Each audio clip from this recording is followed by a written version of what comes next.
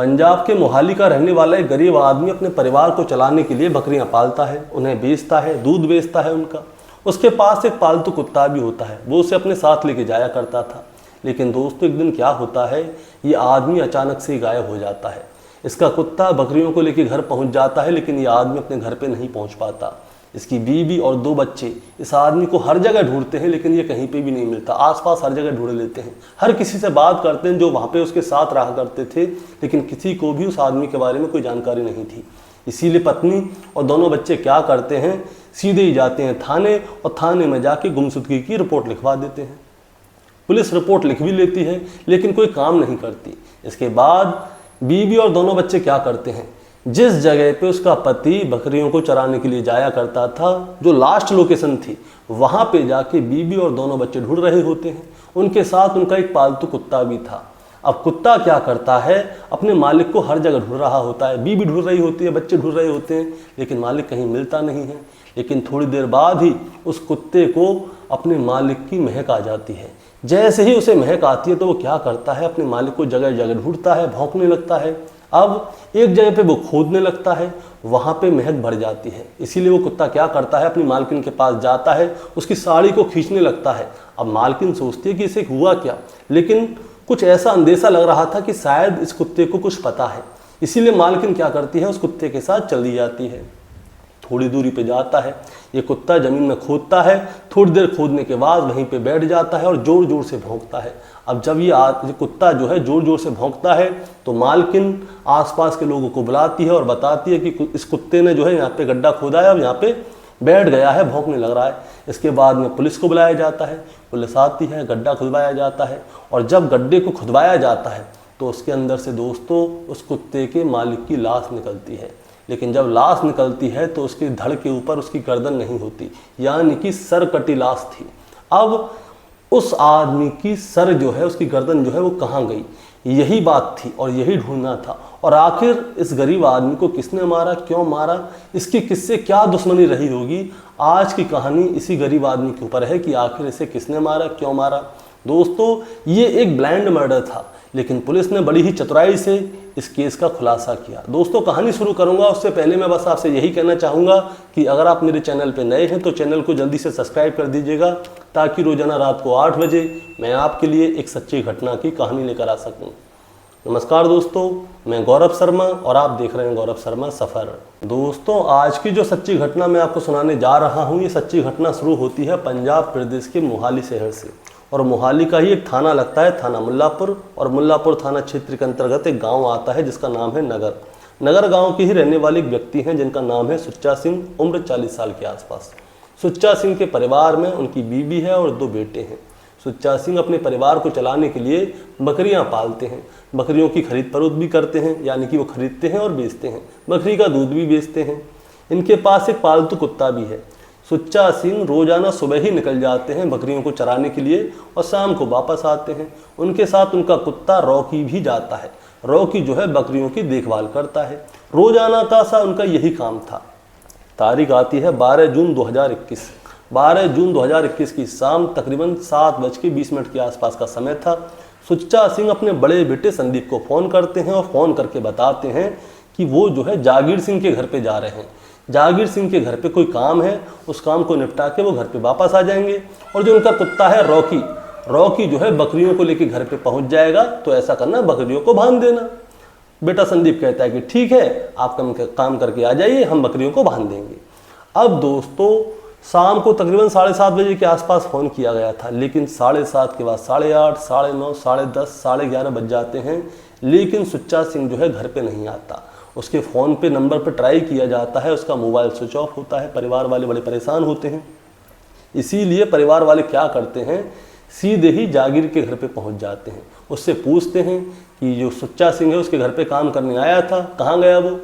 तो जो जागीर सिंह है वो कहता है कि देखो सुच्चा सिंह आया तो था, यहाँ पे तकरीबन आधे पौन घंटे उसने काम किया, उसके बाद चला गया, हमें क्या मालूम कहाँ चला गया। अब परिवार वाले बड़े परेशान कि सुच्चा सिंह आखिर गया तो गया कहाँ। उसकी बीवी, दोनों बेटे बहुत ज़्यादा परेशान। परिवार के और लोगों को पता चलती है, अड़ोस पड़ोस में पता चलती है कि भाई सुच्चा सिंह गायब है। अब उसे हर जगह ढूंढा जाता है, लेकिन कहीं पे कुछ भी पता नहीं चलता। इसके अगले दिन अड़ोसी पड़ोसी और उसकी बीवी दोबारा से जो जागीर सिंह है उसके घर पे जाते हैं, उससे पूछते हैं कि आपको कुछ पता हो तो बता दीजिए, कुछ कह रहे थे कि वहाँ जाऊँगा यहाँ जाऊँगा, लेकिन जागीर सिंह साफ साफ कह देता है कि देखो वो मेरे घर पे काम करने के लिए आया था, आधे पौन घंटे उसने काम किया, जो पैसे बनते हैं मैंने उसको दिए, अब वो यहाँ से कहाँ गया कहाँ नहीं गया मेरा कोई लेना देना नहीं है, मुझे इस चक्कर में ना लपेटो। अब परिवार वाले बहुत ज़्यादा परेशान हो जाते हैं। परेशान होने के बाद जो सुच्चा सिंह की पत्नी है सुनीता क्या करती हैं, वो सीधे ही थाने जाती हैं। थाने जाके बताती हैं कि कल मेरा पति जागीर सिंह, जिसकी उम्र 40 साल के आसपास है, वो बकरियों को चराने के लिए गए थे और उन्होंने बड़े वाले बेटे को फ़ोन करके बताया कि वो जागीर के घर पे जा रहे हैं, वहाँ पे कोई काम है, लेकिन वहाँ पे जाने के बाद वो अभी तक वापस नहीं आए हैं।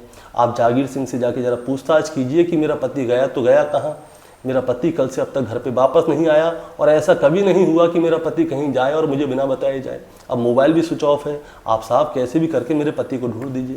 पुलिस वाले जो हैं उसकी रिपोर्ट लिख लेते हैं, लेकिन रिपोर्ट लिखने के बाद जांच पड़ताल करते नहीं हैं। अब ये तारीख थी 12 जून 2026, जिस दिन सुच्चा सिंह गायब हुआ था। 13 तारीख को जो उसकी पत्नी है वो जो है थाने में रिपोर्ट लिखा के आई। 13 से 14 तारीख हो जाती है, 14 से 15, 15 से 16, 17 तारीख आ जाती है, लेकिन पुलिस वाले कुछ भी करते नहीं हैं। परिवार के लोग बहुत ज़्यादा परेशान थे, पत्नी सुनीता परेशान थी, दोनों बेटे परेशान थे, अब करें तो करें क्या। इसीलिए वो क्या करते हैं, जिस जगह पे जो उनका पति था सुच्चा सिंह, घर का मुखिया जो गायब हुआ था, वहाँ पे जाते हैं और वहाँ पे जाके सुच्चा सिंह को हर जगह ढूंढते हैं, लेकिन वो कहीं भी नहीं मिलता। परिवार वाले इतने परेशान हो जाते हैं कि वो करें तो करें क्या, पुलिस के पास जाते हैं। 17 तारीख को पुलिस वाले जो है जागीर सिंह को थाने बुलाते हैं, फिर उससे पूछताछ होती है। जागीर सिंह पुलिस वालों से भी वही कहता है कि देखिए वो मेरे घर पे काम करने आया था, इसके अलावा मुझे कोई मतलब नहीं है, वो कहाँ जाए कहाँ नहीं जाए, मैंने उसको पैसे दिए, मैं फ्री हुआ, मेरे को इस मैटर में ना घसीटो। अब जो जागीर सिंह है उसे वापस घर भेज दिया जाता है। परिवार के लोग बहुत ज़्यादा परेशान, बीवी 2 बच्चे, आखिर पिता गए तो गए कहाँ। तारीख आती है दोस्तों 20 जून 2021।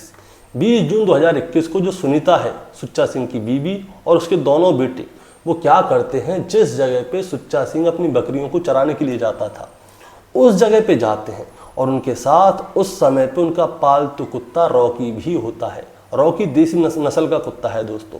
अब बीवी, दोनों बच्चे और वो कुत्ता जो है सुच्चा सिंह को ढूंढ रहे होते हैं, लेकिन किसी को कुछ भी पता नहीं चलता। लेकिन जो कुत्ता है रॉकी को जो है अपने मालिक की थोड़ी बहुत महक आ जाती है कि उसका मालिक यहीं कहीं पे है। अब रॉकी चलते चलते क्या करता है, थोड़ी ही दूरी पे पंजाब के पूर्व मुख्यमंत्री का फार्म हाउस है, उस फार्म हाउस के पास जाता है और वहाँ पे उसे अजीब सी महक आ रही होती है। तो वो क्या करता है, गड्ढा खोद के देखता है एक जगह और उस गड्ढे में से कुछ ज़्यादा महक आती है।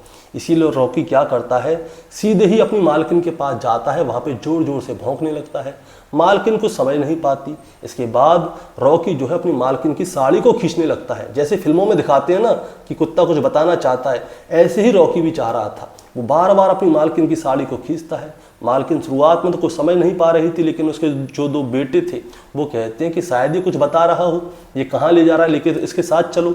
अब माँ और दोनों बेटे उस कुत्ते के पीछे चलने लगते हैं। थोड़ी दूर जाते हैं, कुत्ता क्या करता है, जो पूर्व मुख्यमंत्री का फार्म हाउस है वहाँ पे गड्ढा खोदना शुरू कर देता है। तकरीबन 1 से 1.5 फीट तक गड्ढा खोदता है और जब वो गड्ढा खोद रहा होता है तो वहाँ पे उस गड्ढे में एक हाथ निकलता है और जैसे ही एक हाथ बाहर निकलता है तो सुच्चा सिंह की बीवी वहीं पे जोर से चीखने लगती है, चिल्लाने लगती है। जो उसके 2 बेटे थे वो भी घबरा जाते हैं कि आखिर ये हाथ है तो किसका है। अब दोस्तों जिस समय पे ये लोग चीख रहे थे, चिल्ला रहे थे, तो आसपास के लोगों ने इनकी चीख पुकारने की आवाज़ें सुनी। सभी लोग वहाँ पे आ जाते हैं कि आखिर हुआ क्या। वहाँ पे आके देखते हैं कि कुत्ता बैठा हुआ है, वो जोर जोर से भौंक रहा है। सुच्चा सिंह की बीवी और उसके दोनों बेटे वहीं पे जोर जोर से चीख रहे हैं, चिल्ला रहे हैं, रो रहे हैं। वहाँ पे लोगों का हुजूम लग जाता है। इसी बीच में कोई 112 नंबर पे कॉल कर देता है। कॉल करने के बाद पूरी बात बताता है कि कुत्ते ने गड्ढा खोदा है, गड्ढे के अंदर से एक हाथ निकला है। पुलिस की टीम वहाँ पे पहुँच जाती है। जो नज़दीकी थाने के थानेदार साहब होते हैं वो भी पहुँच जाते हैं मौके पे। एसपी, डीएसपी, डीआईजी, सारे के सारे आला अधिकारी उस जगह पे पहुँच जाते हैं, क्योंकि उस जगह के थोड़ी ही दूरी पे यानी कि नज़दीक में ही पूर्व मुख्यमंत्री का फार्म हाउस जो था। अब फार्म हाउस की बगल में कोई लाश निकल रही, कोई छोटी मोटी बात थोड़ी ना है। अब सारे आला अधिकारी पहुँच जाते हैं, फॉरेंसिक की टीम पहुँच जाती है, डॉग स्क्वाड पहुंच जाती है। अब सब लोग क्या करते हैं, मजदूरों को बुलवाते हैं और फिर गड्ढा खुदवाया जाता है और उस गड्ढे के अंदर से निकलती है एक लाश, और वो लाश किसी और की नहीं, सुच्चा सिंह की होती है। लेकिन जब वो लाश निकली थी तो उस लाश के धड़ के ऊपर जो है सर नहीं था, यानी कि उस सुच्चा सिंह जो है उसकी गर्दन को काट दिया गया था। सिर्फ कपड़ों से पहचान हुई थी। अब सर गया तो गया कहाँ, ये भी सोचने वाली बात है। अब पुलिस वाले क्या करते हैं, सबसे पहले जो जागीर है जिसके घर पे सुच्चा सिंह गया था, अपने बेटे को फ़ोन करके जागीर को हिरासत में लेते हैं। उसके साथ उसके 2 साथी भी होते हैं, जिसमें एक होता है सतनाम सिंह उर्फ सनी और दूसरा होता है देशराज सिंह। इन 3 लोगों को पुलिस वाले जो है हिरासत में ले लेते हैं और हिरासत में लेने के बाद इनके साथ सख्ती बरती जाती है, और जब सख्ती बरती जाती है तब जाके इस पूरे केस का खुलासा होता है। दरअसल दोस्तों था क्या, बात क्या थी, अब मैं आपको बात शुरू से लेकर आखिर तक बताता हूँ। सुच्चा सिंह जो है जिसकी गर्दन काट दी गई है, वो जो है बकरियों का व्यापार करता था। भले ही गरीब था लेकिन बकरियों का व्यापार करता था, वो बकरी खरीदता था और बेचता था। जागीर ने आज से जिस दिन कत्ल हुआ था उससे तकरीबन 3-4 हफ्ते पहले सुच्चा सिंह से 2 बकरी और 4 बकरी के बच्चे यानी कि मेमने खरीदे थे। रकम तय हुई थी 40,000 रुपये, लेकिन जो जागीर है उसने सुच्चा सिंह को जो है 40,000 रुपये दिए नहीं थे। अब सुच्चा सिंह क्या करता है, जहाँ पे भी जागीर उसे मिलता था वहीं पे जागीर को टोक देता था, अरे भैया पैसा तो करा दो मेरे, तुमने बकरी खरीदी है, बकरी के पैसे कराओ। 1 बार 2 बार 3 बार 4 बार जहाँ मिलता था जागीर वहीं पे उसे टोक दिया करता था। जागीर को ये वाली बात बहुत ज़्यादा बुरी लगती है कि ये तो हर किसी के सामने मेरी बेइज्जती करता है। अब जागीर ने उसके पैसे तो दिए नहीं, लेकिन उसे अपनी बेइज्जती जरूर महसूस होने लग गई कि भाई ये मेरी बेइज्जती करता है। पैसे दे देता तो बेइज्जती भी नहीं होती, लेकिन जागीर को ये सारी चीज़ें बहुत ज़्यादा बुरी लगती हैं। और जब बुरी लगती हैं तो जागीर क्या करता है, प्लानिंग कर लेता है सुच्चा सिंह को रास्ते से हटाने की, क्योंकि उसे 40,000 रुपये तो देने नहीं थे। इसीलिए वो क्या करता है, 12 जून 2021 की शाम को सुच्चा सिंह को फ़ोन करता है और फ़ोन करके कहता है कि मुझे अपनी बकरियों के लिए एक बाड़ा बनवाना है, तुम ऐसा करो घर पे आ जाओ, फार्म हाउस पे मेरे पे, वहाँ पे बकरियों का बाड़ा बना दो, जो तुम्हारे पैसे बनते हैं वो लो और जाओ। अब सुच्चा सिंह भी जागीर के घर पे पहुँच जाता है। जागीर के घर पे जाता है, वो बकरियों का बाड़ा बना रहा होता है। वो तो बेचारा बैठ के अपने काम में लगा होता है, लेकिन उसे क्या पता थी कि जागीर सिंह उसे मारना चाहता है। जागीर सिंह के हाथ में एक धारदार हथियार था। सुच्चा सिंह बैठ के अपना काम कर रहा था, उसे कुछ नहीं पता था कि जागीर सिंह क्या करने वाला है।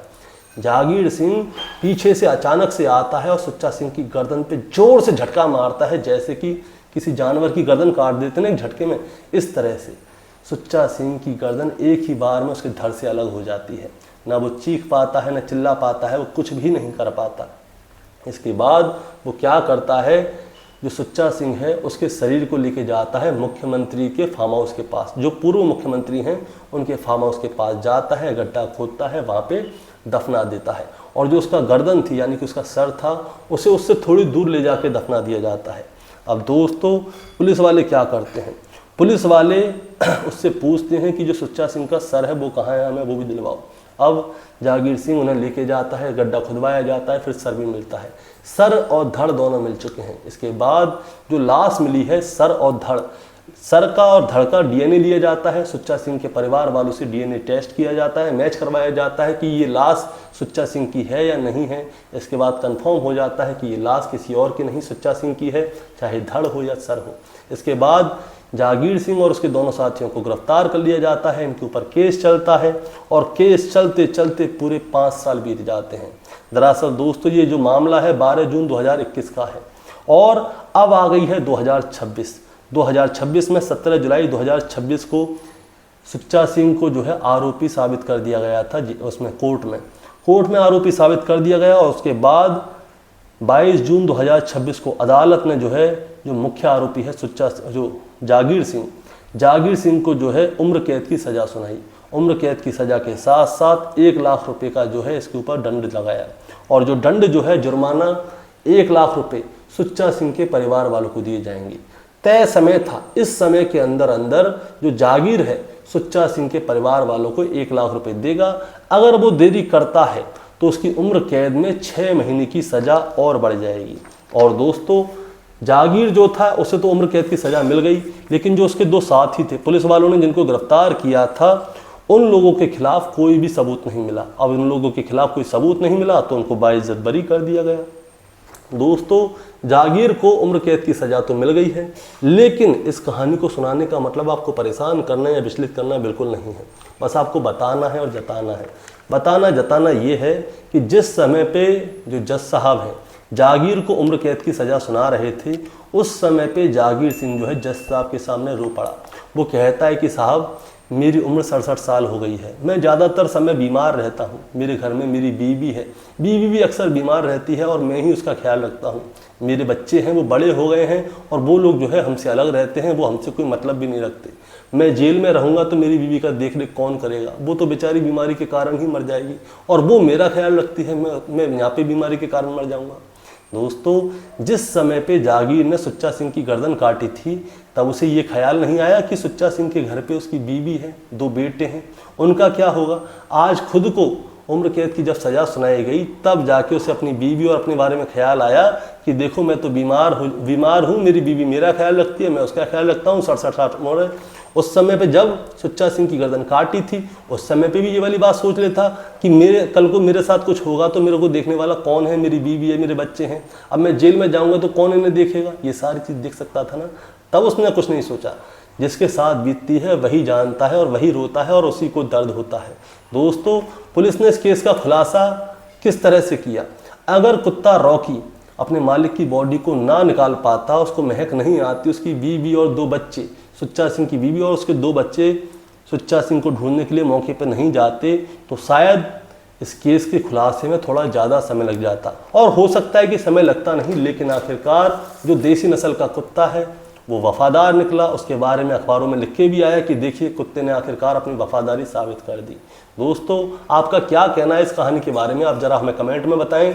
चैनल पे नए हैं तो सब्सक्राइब करके जाएं, ताकि रोज़ाना रात को 8 बजे मैं आपके लिए एक सच्ची घटना की कहानी लेकर आ सकूं। नमस्कार।